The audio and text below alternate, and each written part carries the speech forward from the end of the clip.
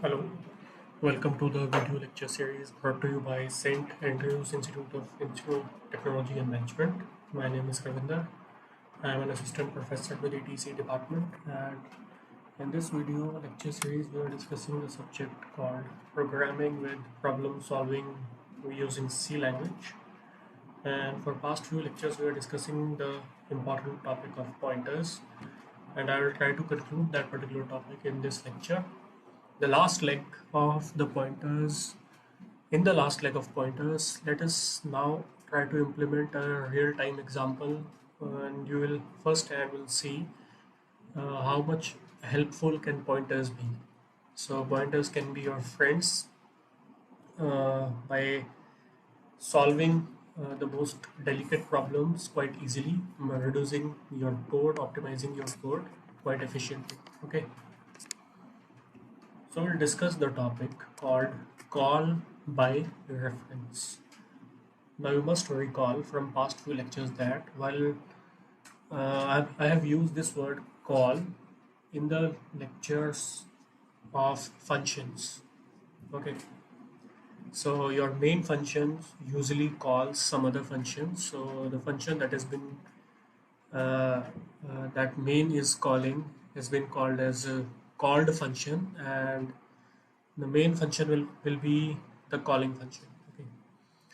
Now here in this topic, the name of the topic is call by reference. Until now we have seen that, until now we have seen that whenever we call a function, we either pass it with some arguments, or you can say with some actual parameters, or we pass it with no arguments at all. Okay, we have seen those examples before, but whenever we do pass some for actual parameters to a function, we don't actually pass the real values of those variables, but we actually pass the copies of those values. Okay, so actual parameters are actually copies of some variables that are been defined in the main function. Let's move to, yeah. Now suppose let me start writing the code.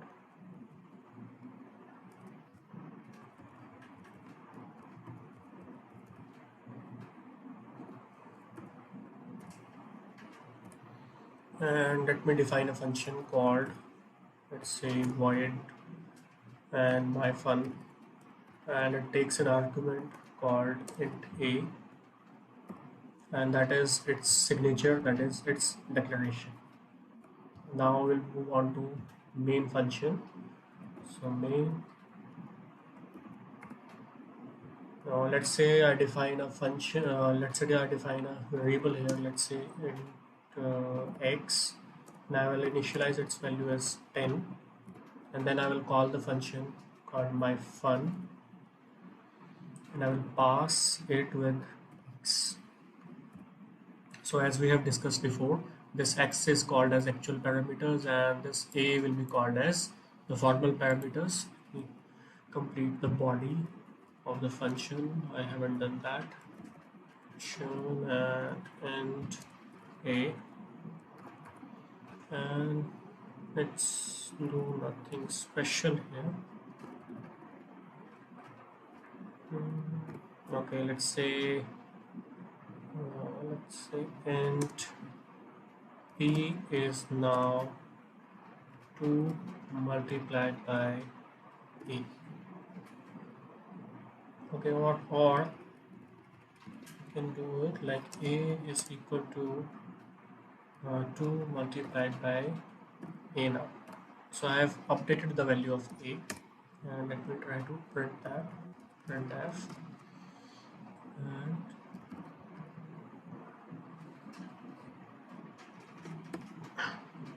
percentage t and a, and that is it. That is my body of the function.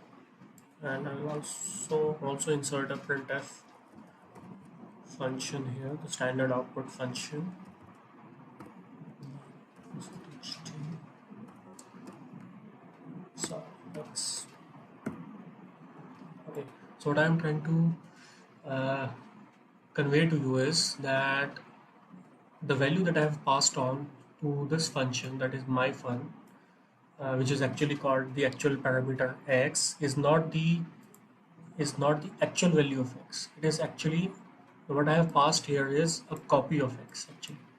So if something happens to this x inside the body of the function my fun, it will not be reflected inside the main function. That is, as you can see here, I have passed on the value, the copy of x here, and now I have updated that particular value. That is, now the value of x which has been passed on to a is now 2 multiplied by itself, and if I print it, the value of a must be 20 now in this particular line. Okay, because x has a value of initially has a value of 10. I have passed a copy of this, that is my fun now has a copy of x which holds the value 10. It has been now passed on to this formal parameter called a. Now a holds the value 10. Now the value of a has been updated, that is 2 multiplied by 10. Now the a has a value, holds the value of 20. So if I try to print it down, the value that has been printed here by this particular line will be 20. And if I try to print the value of x in the main function, the value of x remains unchanged because the actual value of x, we haven't passed that. We have passed only a copy of x. So everything that is being done here in this particular function is being done on the copy and not on the actual variable itself. So this kind of let's say this kind of method of passing values or passing parameters or arguments to a function is called call by value. Is called call by value. But we are not talking about it. What if we want to change or to alter the value of the variables inside the function and not of its copies?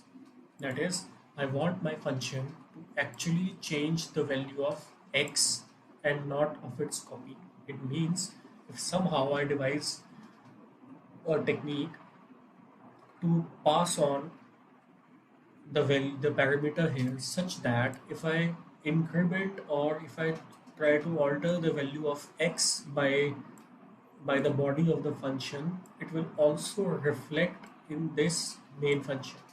That is, if we take this example and if we have, let's say we have devised a technique to do that, and or we can say we have find out a way to do that. So if the value of x is being changed by this function, then obviously the change value will be printed out by this function, but that changed value should also be printed out by this line also.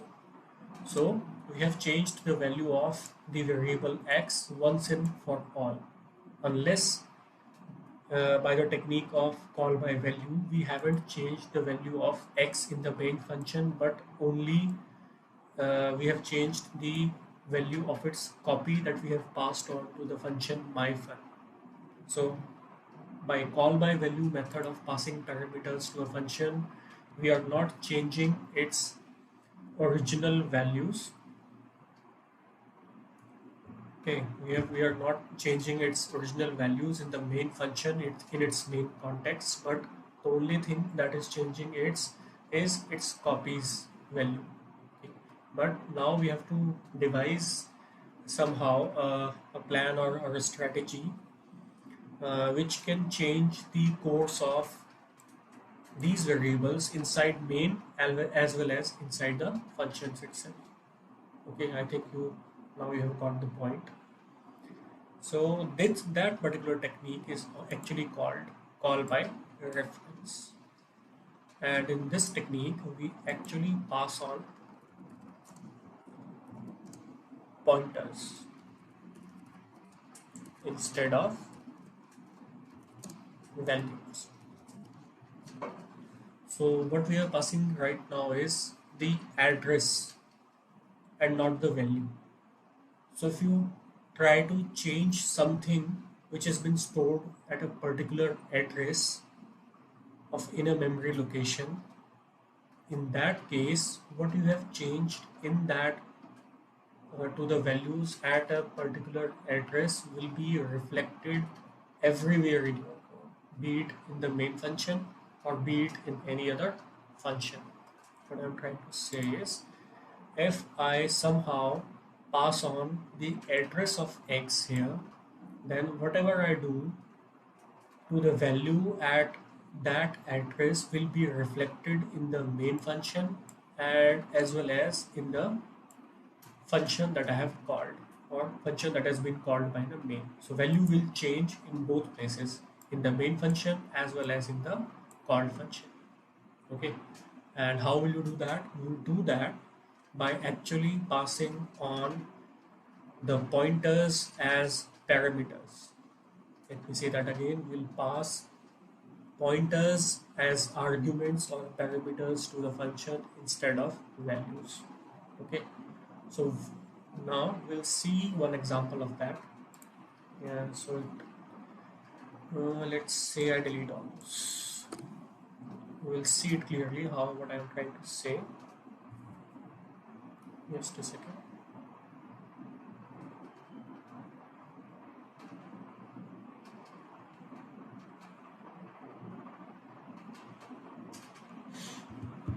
So let's declare a function called void and swap in, and what this particular function is going to do I'll just convey to you in a few minutes. And now let's pass, let's say, let me let me tell you what we are planning to do with this function. This function will actually take two arguments, two values, or not values but let me say two parameters, and it will try to swap the values of those two parameters. Let's say if x holds the value of 10 and y holds the value of 12, we want our function to do the swapping. That means x will now hold the value of 12 and 10 should hold the value of y should hold the value of 10. Okay, so that is the original idea. But if we go in this by this technique, if we go by the technique of call by value, if we pass on the values of x and y to this particular function, if we go by the conventional method, that is the call by value method, in that case the values will be swapped. Okay, but the main problem will be the swapping will not be reflected inside the main function. That is, the swapping will be reflected, or you can see that swap has already been completed inside this function called swap in. But if you try to print the values of x and y inside the main, you will still got the original values. That is, x will hold the value of 10 and y will hold the value of 12. Okay, while in the swap function, if you try to print the value of x and y, you will see the value of x will hold the value of 10 and the variable y will hold the value of 12. So that is not what we want. We want that if a function swaps the value of x and y, it must be reflected inside the main function also. So for doing that, as we have discussed a few minutes ago, we will use the technique called call by reference, and in that we actually don't pass the values but we pass the pointer variables. So I will initialize int, let's say a star, let's say star b, or let's say c. Okay, and let me first close this so it must not create some ambiguity, and int star d. If you don't put here c and d and leave it only star, it will still work. Okay, but I recommend not to do that. Don't complicate things.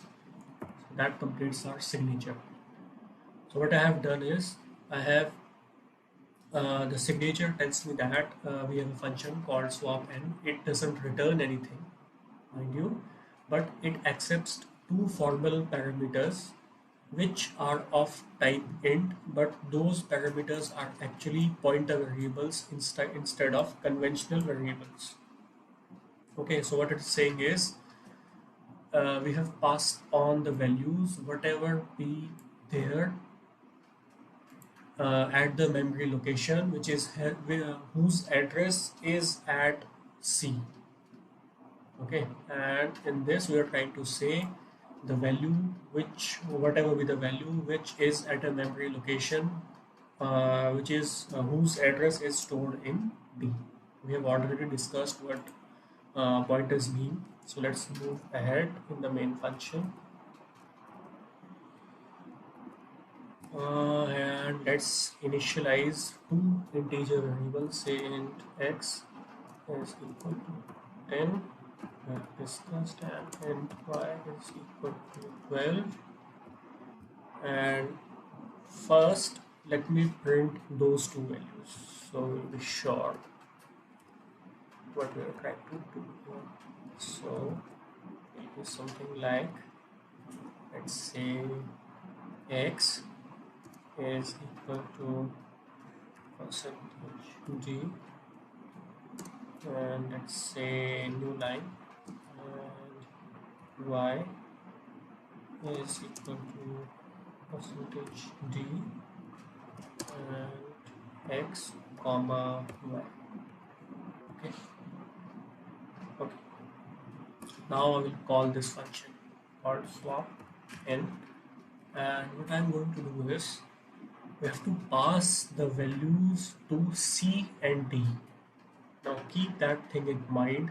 C and D don't hold actual values, but C and D should hold the address the address of a memory location which holds the values. That is the whole idea of the pointers actually. So if I want the function swap n to have access to the values of x and y, I must pass on the addresses of the variable x and y to the function swap n. So what I'm going to pass on is ampersand x and ampersand y, and that is it.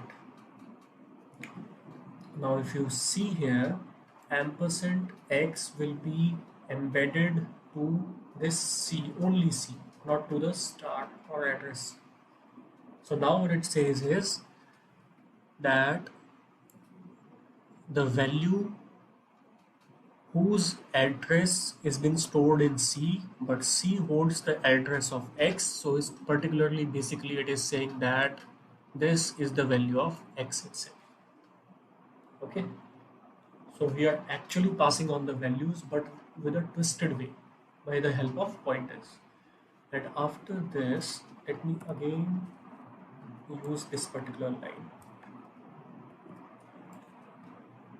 Okay, so we'll see what changes have happened after calling this function. Now I will write the body of the function. So write, let me remind you again that the signature must be same as above. Let's say C and int say D. Let's write the body. So I'll first initiate a temporary variable called temp, and first temp will hold the value of okay, so what I have done here is it is saying whatever be the value that is inside a memory location whose address is inside C is now assigned to temp variable. Now this C holds the address of memory location which is reserved for X. Okay, and the star is telling me what is the value at that particular memory location. So basically it is saying what is the value at a memory location which is assigned to X, which is actually 10. So now 10 is now inside 10. Now I will assign C with C or Y with a new value. Okay, so star C is actually star D. Now in this line, what we have done is whatever be the value which is whose address is inside D, now must go to a memory location whose address is in C. Okay, now D has the address of Y, and the value the value of the memory location pointed out by D is 12. Okay, this value 12 now must go to a memory location, okay, which is whose address is actually in C. Now C has the address of X variable. So this 12 now must be copied to the memory location which points to the variable X. That is, uh, that is X. So the value of X is inside the 10. The values of the variable Y and X are now swapped, not swapped, but whatever be the value of this of the memory location pointed out or named as Y is now at a memory location which has been reserved for X. So the last thing is I have to put the value of 10 inside the memory location reserved for Y or D. Now, when I am saying Y or X instead of C and D, then you must understand that pointer C is actually referring to the memory location reserved for X, and pointer D is actually referring to the memory location which has been reserved for Y. So what I will do is now D is equal to 10. Now the value inside the 10, which is actually 10, is now goes or stored in a memory location whose address is inside D, and D holds the address of Y. So basically temp has the value of 10. Now that 10 has gone to the memory location which is reserved for Y. Okay, so I think swapping has been completed. Let's try to save it first. Okay, so I must do 12, and let's try to run this. If it goes all too well, we must have swapped values. Okay, x10, y12, x12, y10. Okay, this doesn't come out. This doesn't looks okay because we haven't used a new line here. Let me introduce a new line here also, \n, and now it must print out exactly as we want. This.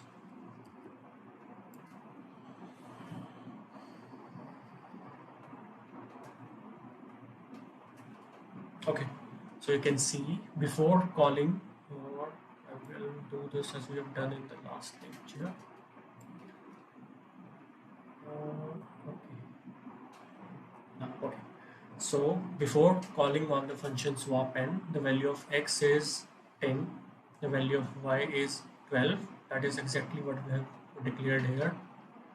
Okay, or initialized here. After this calling on the function swap n, it has swapped the value of 10 and 12, and remind you, we have no printf statement inside this function. So this function is basically playing with the memory locations, and it is not doing anything of its own. It is not showing you anything. So it's whatever it is doing behind the scenes. And the next printf function is not printing the value of C and D, but the value of X and Y. Again, let me tell you, this line and this line is practically same. So if we have done this by call by value method, the value that must have printed here is again the same, that is x equal to 10, y equal to 12. But now that we have used the technique of call by reference, whatever be done by this function must be reflected inside the main function also, and that is what has been displayed here. Now the value of x has been swapped with the value of y. X now holds the value 12, and y holds the value of 10. Okay, so the changes happens or are reflected not only inside the function but now in the main function also, or you can say through the whole code. Okay, so that is the beauty of pointers. You can use the pointers to your own, let's say, use. Okay, and it actually makes your life quite easy while using while coding inside C, because then you don't have to worry about, okay, this function done it is it going to make changes inside those functions also, only, or in the main functions also. So whatever this particular function swap n is doing, it is doing it for the complete application. Okay, so I'll end this video now, and this will conclude the pointers. Tomorrow we'll start with a new topic. Thank you.